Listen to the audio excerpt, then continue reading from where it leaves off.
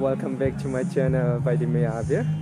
Nebe समाव आङो दैमाकुसियाव दंफैयो आरो आंजों लोगोआव दङ नैया अजय बर'बो। हेलौ अजय। हेलौ।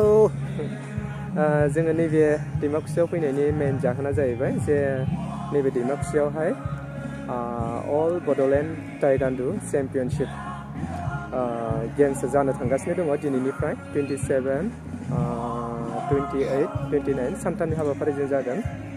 दा दिनै फार्स्ट टाइम आरो ओपनिं खालामगोन दा दान्दिसे समनि उनावनो।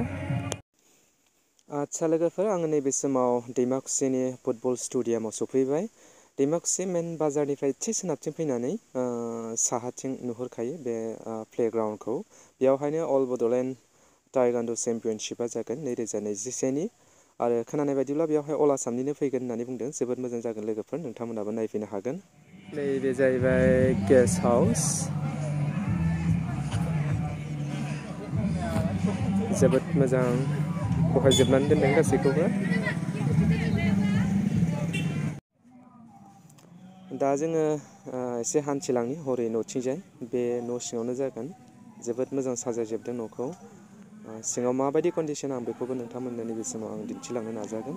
बिनि आगोल नै बिथिंजाय नाय फ्लेट हस्टिं जागोन बेवहाय।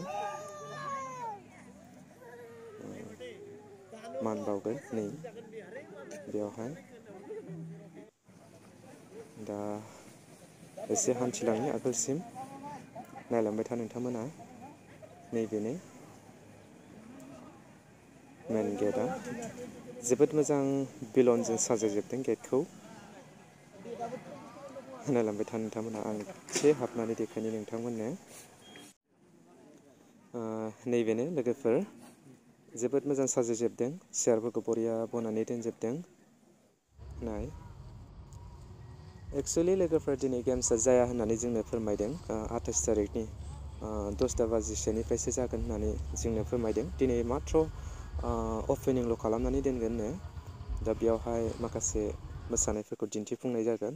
दा बेखौनो जोङो दान्दिसे सम नायनानै जोङो न'फारसे जोङो हान्थिलांफिनगोन। बोथोराबो बिराद गुसु जागासिनो दासान्दि। नै स्टार्ट जानोसैयानो।